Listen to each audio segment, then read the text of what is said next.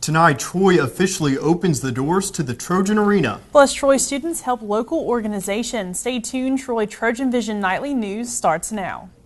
From the high-definition digital production center on the Troy campus, with news from Troy University locations around the world, this is Troy TrojanVision Nightly News.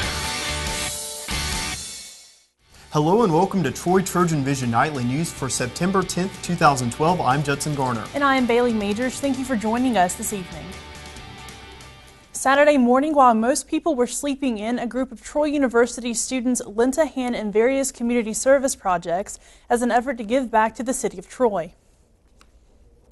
Saturday morning, over 200 Troy University students participated in the second annual Care for the Community Day of Service, held in remembrance of those that lost their lives in the September 11th attacks. We've got students coming out here. They're just signing up for different sites around Troy's community to go out and to do some service. It's really easy for us all to pick up a shovel and be able to build back all those times where we felt ill about that day, and this is a great way for us to remember that. Volunteers lent a hand in 10 different service projects, including cleaning up around the Colley Senior Complex, visiting with the residents at Noble Manor, beautifying Murphy Park, and picking up litter around the city of Troy. We're picking up the trash in different communities. They've got some routes set up around Troy that we're going to walk and pick up trash. At Murphy Park, cleaning up, making sure that it's nice for all the kids in town. Students and leaders that participated in the Day of Service said they enjoyed being able to give back and encourage more students to volunteer and get involved in service projects. I think if you don't get involved, then you're not going to get the full college experience. I think you need to have fun and get out and be involved in things. So it gives you a sense of community, it gives you that sense of belonging, and you're just doing something good for another person. It's a great way for students to give back to the city and to the school that's given them so much, in my opinion.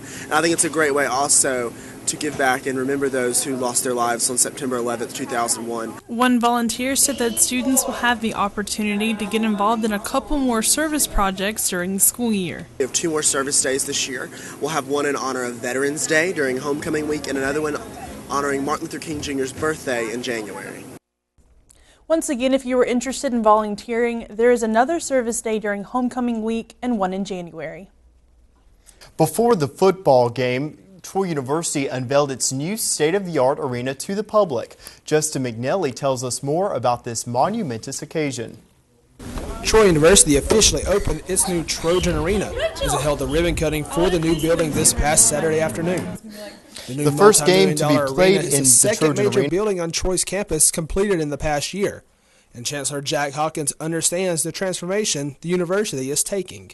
Well, I think it's one of those days that will be remembered as transformative.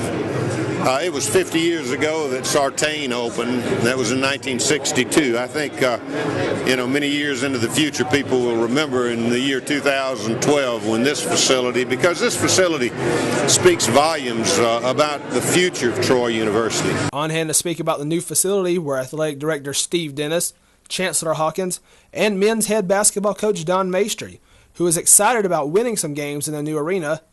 But that is not all the arena is about. Well, Chancellor Jack Hawkins wants every seat filled in the new Trojan Arena. He says it means more to the Troy community than just basketball. It's not about basketball.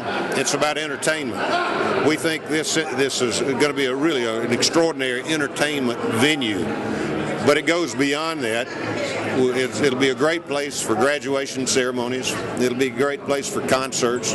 And whenever there's a large venue needed, I think in southeast Alabama, this will be the first thought of. While Sartain Hall will be missed and the memories made there will not be forgotten, the new Trojan Arena will be a step forward for the university.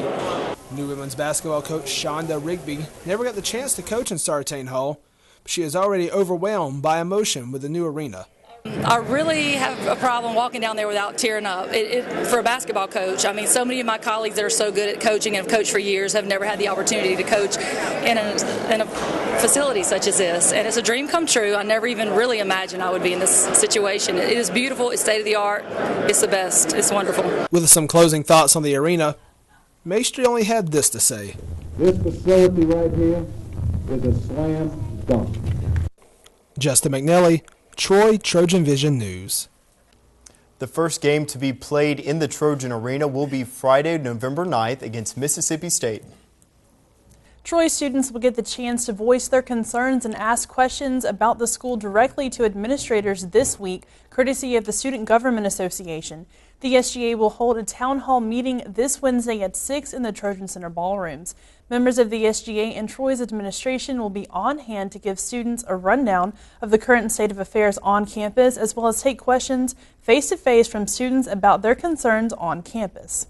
We're going to have 5 panel members that are going to present individual reports for this town hall meeting. Among the topics that are going to be discussed are the new drop-in withdrawal policies for the university, as well as the tobacco-free campus policy that has recently been implemented. Once again, the SGA Town Hall meeting will be this Wednesday starting at 6 in the Trojan Center ballrooms. All students are invited to attend. And now taking a look at news from around the state. In Birmingham, police are investigating a double shooting outside a local motorcycle club. The Birmingham News reports 2 people were shot and injured during some type of argument outside the Low Riders Motorcycle Club. Police Sergeant Vincent Green says both of the wounded were taken to a local hospital and neither appeared to have life-threatening injuries. And in Pelham, authorities say 3 people are dead and 1 person is in custody following a shooting. WBRC TV reports that police went to a subdivision and found 3 gunshot victims inside a home. Police say they have a suspect in custody, but no charges have been filed. And in Bessemer, the owner of an empty Alabama mall is holding an open house in hopes of gaining support for making it the new home of the Jefferson County Courthouse. The Birmingham News reports Anthony Underwood bought the 270,000 square foot shopping center out of bankruptcy in 2006. This week he plans to show why he thinks it can be transformed into a cheaper alternative to the current downtown courthouse building on 3rd Avenue. Still to come on Troy TrojanVision Nightly news, the presidential nominees are now targeting states to hopefully gain the edge they will need in order to take control of the White House. Plus, it was a busy weekend for the Trojan football team, capped off with the first conference game of the season. Danielle Percival will be in with sports next. How the Trojans fared in their home opener on Saturday. I'm Danielle Percival. I'll have that story coming up. He serves his party best who serves the country best. Rutherford B. Hayes. Patriotism is easy to understand in America. It means looking out for yourself by looking out for your country. Calvin Coolidge. Government is the people's business, and every man, woman, and child becomes a shareholder with the first penny of tax paid. Ronald Reagan. There's nothing wrong in America that can't be fixed of what is right in America. William Clinton. Be the we now. In 1887, it was written that we want to educate the mind to think, the heart to feel, the body to act. And it's no different today than it was 125 years ago. Some things never change. The mission of this university is to prepare leaders who are going to go into the communities and make a difference. And I think it's within that culture of caring that excellence is found. Troy University, in class, online, within reach. Troy.edu. From the high-definition digital production studios of Troy University, you're watching the award-winning Troy TrojanVision Nightly News. And now for a look at what's happening across the nation and around the world, we'll go to Judson Garner at the Global News Desk. Judson. Thanks, Bailey. The presidential candidates are focusing on voters in a handful of swing states. Mitt Romney headed for a factory in Mansfield, Ohio Monday, where he argued President Obama's policies hurt middle-class families and small businesses. Danielle Nottingham reports from the White House. Mitt Romney hit the campaign trail in Ohio Monday, looking for votes in the crucial battleground state. President Obama leads his Republican challenger by 5 points in Ohio, and that's why Romney is focused on voters' #1 issue, the economy. He does not have a plan. His idea is that Obamacare and a stimulus are all we need. I don't want Obamacare and I don't want another stimulus like the last one. He hammered the president on the growing national debt. It is not just for my generation to rack up trillion-dollar debts every year and pass those debts on to our kids. President Obama is enjoying a slight bump after his convention, but the White House says it still expects a close race. The president intends to keep the focus on differences between his vision and Mitt Romney's. We know from recent direct experience as a country what the results of policies like those promoted by his opponent would be. President Obama is facing questions about how he would be able to work with a Republican Congress in a second term. He told CBS News' Scott Pelley he's ready to compromise to tackle the debt. I'm also willing, by the way, to make some adjustments to Medicare and Medicaid that would strengthen the programs. The president did raise more campaign cash than the Romney camp in August, the first time that has happened in 4 months. Danielle Nottingham, CBS News, the White House. Tomorrow is the 11th anniversary of the terror attacks on the U.S. that killed nearly 3,000 people. In New York, the memorial at the World Trade Center has been open for a year, but unfinished business continues to raise difficult questions. Randall Pinkston reports from New York. And all the way down to the knee is all metal. Ray Pfeiffer's longest scar runs down his left leg. A fast-moving kidney cancer has left this New York City fireman with a metal hip and thigh bone. He blames the disease on the months he spent at Ground Zero, searching for men he worked with and loved. It was a toxic mess. How many just fluorescent bulbs were down there crushed? That's mercury. You know, how many desks? How many computers? Pfeiffer has paid thousands in co-payments, medicines, and tests. When his cancer spread in March, fellow firefighters held a fundraiser to help him pay for a new metal shoulder. I had to juggle some money around. I had some college funds that I had to raid. The federal government had not included cancer in its list of diseases directly related to 9/11, so Pfeiffer was shut out of the Victims' Compensation Fund. But on the eve of the 11th anniversary of the terror attacks, the federal government is expected to add 50 types of cancer to the list of 9/11 illnesses. The CDC is still working out the details, and implementing the change could be months away. This is my medical folder. Pfeiffer says he won't hold his breath for financial help, even as he fears his stage 4 cancer has spread to his lungs. It would put at ease the financial burden. Come on, buddy. Still, Pfeiffer knows he's luckier than many. I had 11 more years with my family. Where these guys were killed on 9/11, I had 11 years to say, you know, you were my family. A gift of time even cancer did not take away. Ines Ferre for CBS News, New York. Millions of people visit the doctor each year for a sore throat. Doctors prescribe antibiotics for the majority of cases, but new guidelines are hoping to change that. Teresa Garcia reports. 10-year-old Sarah Garcia is not feeling well. My mom bugged me because I had a sore throat. Any pain when you're swallowing? Millions of people head to the doctor every year in the U.S. with the same complaints. Now, new guidelines from the Infectious Diseases Society of America say most sore throats should not be treated with antibiotics because viruses are behind most infections, not bacteria. Less than a third are actually due to strep. So you want to really make sure that it is strep when you prescribe antibiotics, because antibiotics won't work against the viruses. Research shows doctors prescribe antibiotics for as many as 70% of patients, but only a small percentage actually need them. Strep is likely if the pain comes on suddenly, it hurts to swallow, and a person is running a fever. Patients with a sore throat from a virus may also have a cough, runny nose, a hoarse voice, and mouth sores. The new guidelines recommend doctors do a test to confirm strep is the culprit before giving antibiotics. There are also some simple solutions to soothe the sore throat. Doctors suggest over-the-counter pain relievers like acetaminophen and ibuprofen, warm fluids like tea with honey, throat lozenges, and plenty of rest. Sarah's rapid strep test was negative, so for now, her mom will follow that advice. Just give her plenty of fluids. And her doctor is sending out her cultures for additional testing to make sure it's just viral. Teresa Garcia, CBS News, Los Angeles. And that'll wrap things up from the Global News Desk. To see more stories from across the country and around the world, such as how new hairstyles are helping 4 brothers, you can tune in to Trojan Vision Global News right after the nightly news. Now back to you, Bailey. Thank you, Judson. And now Danielle Percival joins us for a look at sports. So Danielle, this past weekend was a big weekend for Trojan athletics, but we didn't do as well as we would have hoped to. That's right, Bailey. We were almost split down the middle with wins and losses. There is a lot to cover, so let's start with a fan favorite, football. All right. The Trojan football team played in the friendly confines of Veterans Memorial Stadium for the first time this season on Saturday. But as it turns out, home wasn't as friendly as the Trojans would have liked.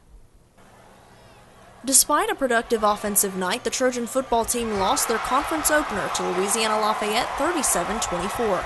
The downfall for the Trojans was 3 turnovers, which the Ragin' Cajuns turned into points. It's a game that if we'd have maybe played a little bit better and made a little bit fewer mistakes, that we could have been in the hunt at the end to win it. Couldn't quite get it done, and you gotta give them credit. Troy had 588 yards of total offense. 528 of those came through the air. The rushing attack that was successful against UAB was almost non-existent against Louisiana Lafayette. Everybody, they blocked well. Lafayette, they was on it. They did a great job with stopping the run. I think it looks like it boils down to me being able to rush football. And they had no fumbles lost and outrushed us. And I think that's a big key. The Trojans had opportunities in the game, but were unable to capitalize in key situations. However, the players know they've got to keep fighting. Well, they're a heck of a football team. We just shot ourselves in the foot. We made mistakes. They capitalized on it, and they got up on us. We got a very long season in front of us, and I feel like after that game we saw a lot that we can improve on, because I feel honestly like we hurt ourselves. We honestly beat ourselves because they couldn't stop us. So we just got to come back and work hard, and it's going to be a great season. Well, the team has the rest of the week to work hard, getting ready for another good team coming in on Saturday. This time, it's the SEC. Mississippi State and Troy will tee it up on Larry Blakeney Field Saturday at 6 o'clock. The Trojan soccer team traveled to North Carolina for the UNCW Courtyard Marriott Wilmington Invitational over the weekend. The Trojans were successful in their first game, defeating Elon in double overtime, but were not as successful against the home team. The Trojans were defeated by UNC Wilmington 4-0 on Sunday. The Seahawks took an early lead, scoring twice in the first 10 minutes. They added another goal in the 21st minute and scored their fourth and final goal in the 57th minute. The Trojans were outshot 22-3, including 11-1 in shots on goal. The Trojans return home this Sunday, welcoming Mercer in their final non-conference match of the season, and that match is set to begin at 1 o'clock. And the soccer team wasn't the only Trojan team to have tournament troubles against the home team. The volleyball team won 3 of 4 games in the KSU Owls Invitational, with their only loss coming against Kennesaw State. The Trojans fell 3-1 against the tournament host Saturday night. Troy won the first set 25-16, but Kennesaw State took the next 3 25-21, 25-20, 25-23 to capture the tournament title in their own KSU Owls Invitational. Troy was led by Blair Winston as she posted 15 kills. Devin Von Pingle was right behind her, recording 13 kills with just 3 errors for a .500 attack percentage as she was named to the all-tournament team. Alexandra Alexander posted 38 assists and 14 digs for her third double-double of the weekend. Courtney Cohen led the way defensively with 21 digs. And I thought we had kind of gotten over a hump. I thought our team mental preparation for the most part was pretty good. And then we got to the championship match and forgot all the good stuff that we did, and that was really disappointing. I thought we should have and could have played a lot better in that championship match. And we just need to be consistent, and we have yet to find that as a team. Troy returns to the floor next weekend when they travel to Alabama State for the ASU Invitational, where they will take on Alabama State, Jackson State, and Maryland Eastern Shore. The Trojan golf teams kicked off their seasons on Sunday at the Golf Week Magazine Program Challenge in Pawleys Island, South Carolina.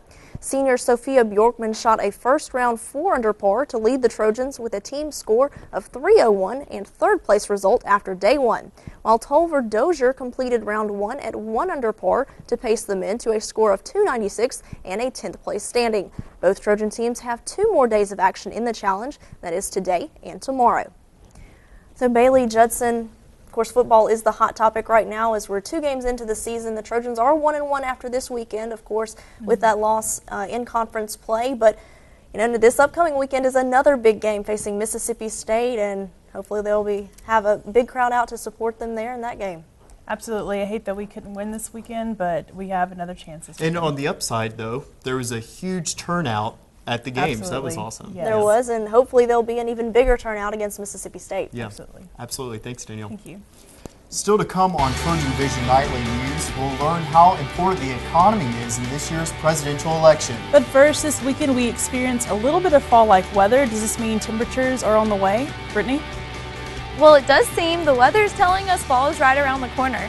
Stay tuned for your local weather right after the break. We depend on our national forests for clean air, wood for our homes, and drinking water for millions of Americans. But now, our national forests are depending on us. Trees have been devastated by insects, disease, and fires. The Arbor Day Foundation asks for your help in replanting our national forests, because so much depends on what we do today. Visit arborday.org. See what we're doing. See how you can help.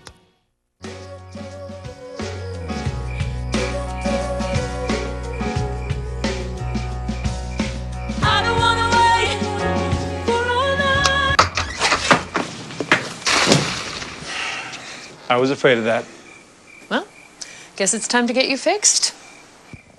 Your pets will start fooling around sooner than you think. Go on, get out of here! Accidental litters lead to millions killed in shelters each year. Help prevent more. Fix at month 4. From the high-definition digital production studios of Troy University, you're watching the award-winning TrojanVision Nightly News. Now, Brittany Drawdy joined us for a look at weather. So, Brittany, we noticed a big temperature change over the weekend. It was pretty hot last week, but now it seems like fall's finally here. It definitely seems like it just slipped up on us. We were going from sweating one day, and now we're actually being able to enjoy the outside. And we can actually take a look at our campus snapshot and see that they're definitely beautiful outside. It's sunny. We have blue skies back. As we go into our current conditions for Monday, September 10th, we can see skies are partly cloudy. Temperatures sitting around 83, dew point at 57 degrees, barometer at 30.06 and steady, and winds coming from the south to southwest about 5 miles per hour. Going to today's stats, we can see the high sat at 84, low at 61, no rain in the past 24 hours, sunrise at 6:25 a.m., and a sunset at 6:56 p.m. Going to around the state, we can see Mobile at 86, Huntsville at 82, Birmingham partly cloudy at 80, Montgomery 86 and partly cloudy, Troy at 83, Phoenix City at 84, and Dothan at 84. We can definitely see this cooler weather coming in. Definitely nice to be able to go out and enjoy your day. We can see current temperatures. Miami still hitting the 90s, but as we go into around, we can see everything's really cooling off. As we can see, yellow is starting to come back in. That means 60s and 70s as we go into. We can see a little high pressure system here. We can see the low front that just passed through, and definitely where it's going through brought a little bit of that cooler weather that came through and we've been experiencing for the past couple of days. As we can see, a little bit of rain in Florida, but as for us, we definitely cool and very enjoyable weather. We can see definitely 7 degrees cooler than we are normally this year. No rain expected, a little bit in Florida for the next 48 hours. We can see as we go into the week, we can see Tuesday, Wednesday, and Thursday, we're going to be seeing hopefully clear skies, not much chance of rain, so really get out and enjoy your work week. Going into Friday, the start of the weekend definitely looks really good and no rain. Tonight's forecast, we could see partly cloudy, light and variable winds coming from the east about 3 miles per hour, and a low of 61. Tomorrow, a mix of sun and clouds, more cloudy in the afternoon, definitely going to be a little breezy and very enjoyable. Winds coming from the east, and a high around 85. As we go into our 4-day forecast, we can see Tuesday is going to be sunny with a high at 85. Looking at a cooler night at 62. Wednesday is going to be partly cloudy with a high at 85 and a low of 65 for the evening. Thursday, a high at 85 and a low of 66. And Friday, we're going to be going to a high of 84. A really enjoyable week as we go in throughout the work week into the weekend.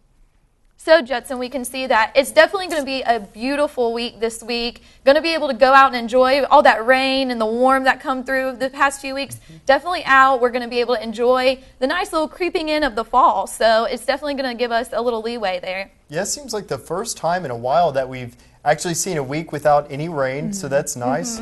We'll get a good break from that. But thanks a lot, Brittany. Thank you. Appreciate it.